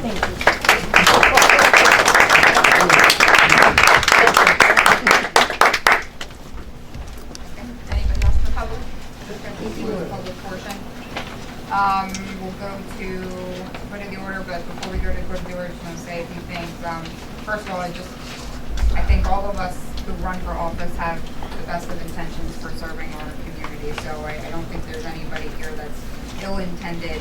I think that, I also want to clarify that the process for this resolution was the same for every other. Nothing was done at a different timing or without community input. That's exactly why we have public hearing on every single item. So that would have been available to have conversation, whether it was on the agenda or just as it was in public hearing. Again, the intent, as I believe it, and I think Freeholder Formica has stated it, was to show that we are following the directive and we are not doing anything else over and above that, and to make that clear. I think the other part of, why now is there's been a lot of false information being spread about the accident that happened in Egg Harbor City and a lot of news articles, and I think it was important to say what exactly we are and aren't doing. So to say that we were cognizant of the directive, and since the inception of the directive have acted in conformity with the provisions as it states in the resolution, I think was an important part of the information that's being discussed about the accident. So just wanted to make a comment on that. Okay, so go to the order. Normally after public comment, normally two questions from the Freeholder. I'm sorry. Let me, first of all, commend the community for coming out. Let me just say that social media does work, whether we agree or disagree, whether you are a D or I. At the end of the day, folks are watching what all of us are doing. And I think that since Friday, most of us, if not all of us, our phones have been ringing and asking the question, what's going on? And some of us had answers, some of us didn't. And I'll be perfectly honest, I did not have all the answers because I didn't know what was going on. The fact of the matter is that at the end of the day, I'm often quoted by saying, as the Bible would say, Jesus said, what you've done to the least of these, you've done unto me. And what I mean by that is that, we talk about the immigrants, and I can't help but think about just a couple weeks ago on the news, where the gentleman and his daughter was trying to get to America to make a better lives for themselves, and they drowned. The fact of the matter is that if folks want to come to America, come to the United States, and they come here legally and do what's right, I have no objection to them at all. If you want to make a better life for your family, for your kids, etc., we welcome that every single day. And I look at our president in D.C. and the stuff that comes out of his mouth, and the stuff he says, and he's allowed to get away with it. He's the first one to tell you he didn't even realize he had immigrants working at his golf course. Unacceptable.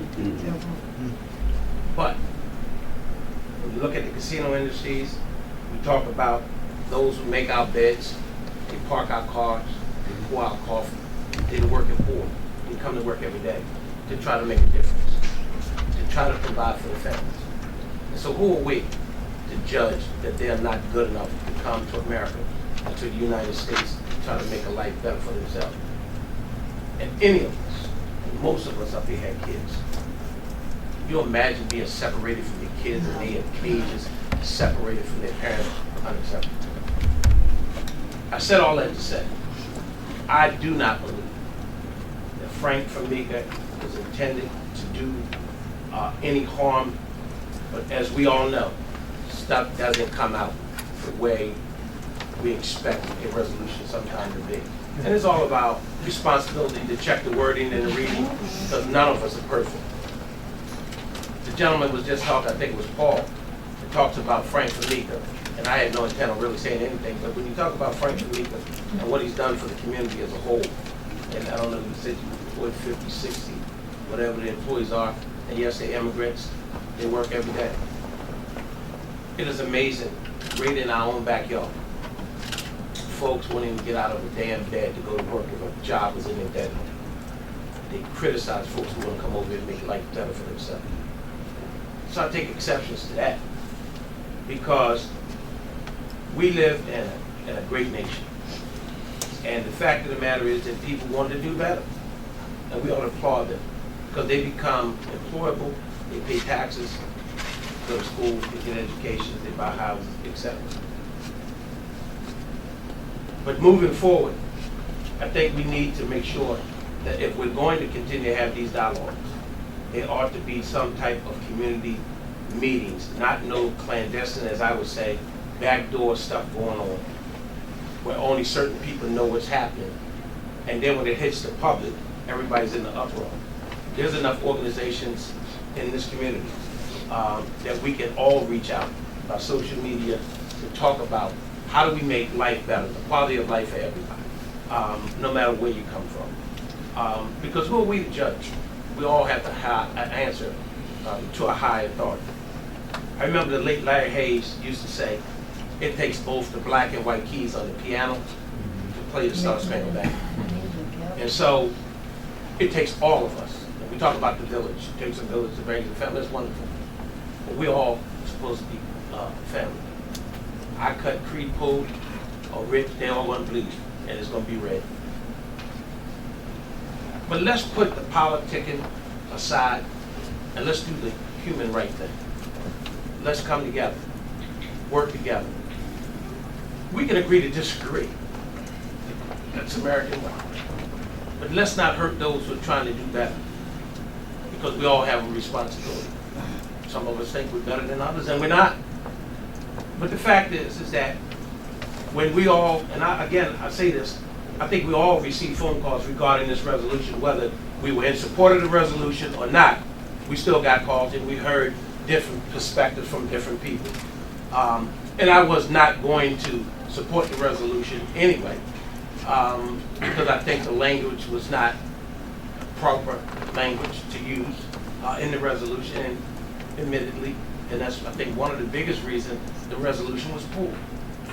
But we can get on social media and on the radio, and we can talk about this, that, and the other.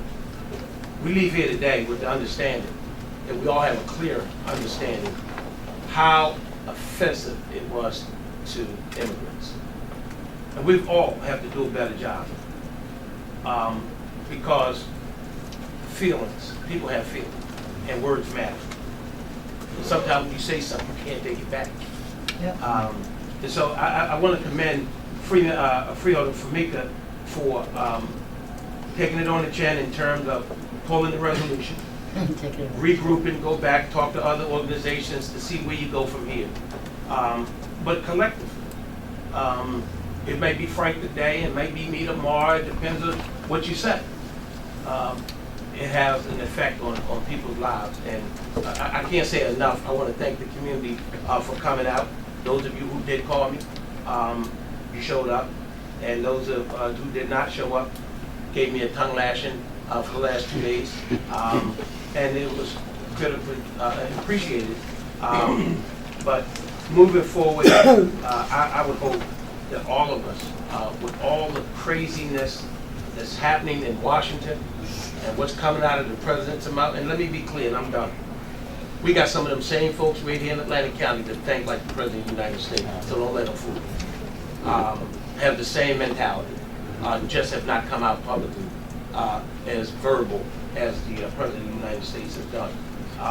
So we have to hold all our elected officials accountable, because none of us are above the law, and none of us are better than the next person. And so again, Freeholder Famika, I hear you, I understand.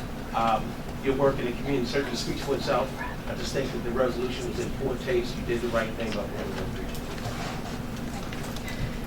Any other orders? Freeholder Fitzpatrick?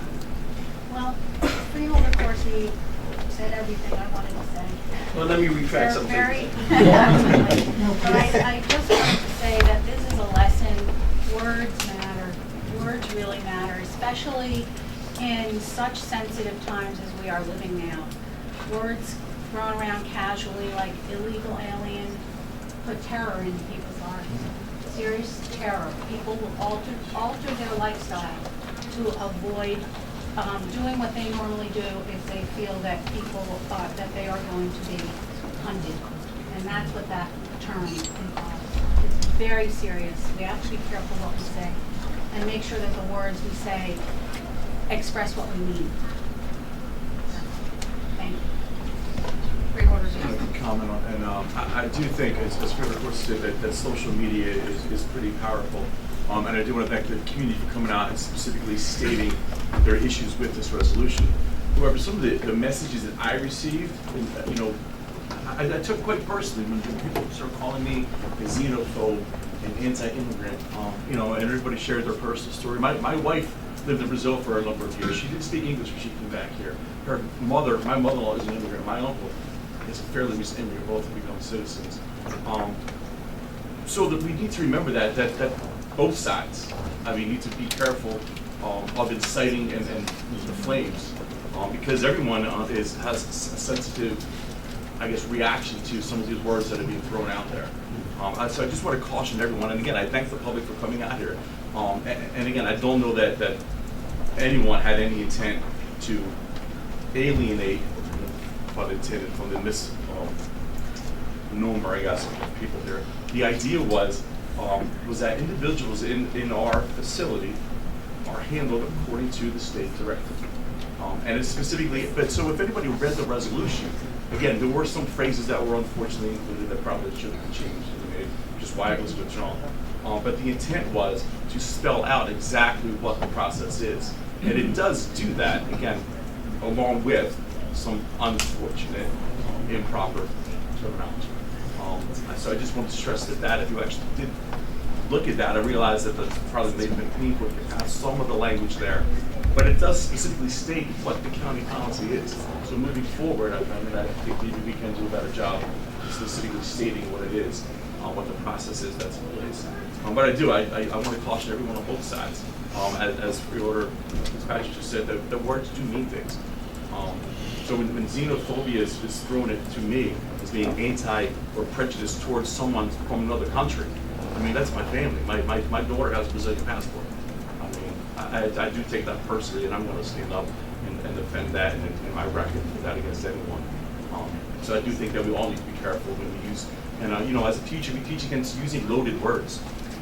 So we can't just throw these words around and expect them to, to cause fear and disruption. They do mean things. And we really need to take a step back and maybe come together and have more discourse as a community. So that's just what I wanted to say. Thank you. Freeholder Bennett. Hi. I certainly want to echo what was said and thank the community for coming out, thank them for acting swiftly in regards to this resolution. I think it's a lesson in intention versus impact. And again, words do matter, and racism and hate is on the rise. Even myself having a recent experience in my other job being called a racial slur at work. And so I think we just have to continue to be mindful to treat everyone the way that they should be treated, and to show love and compassion and understanding, but also give people the benefit of the doubt. And so I really greatly appreciate Freeholder Meeting pulling the resolution and coming today and clarifying. Thank you for your time. Any other Freeholder comments or Freeholder? Madam Chair, just before you close, I would agree with Freeholder Days, but let me also say I think it's important. We, even though the county has its policy, the county does not supersede the state of New Jersey or the Attorney General. We must abide by the rules and regulations of the Attorney General's office, whether we like it or not. And none of us, again, are above the law. And so it's a lesson learned.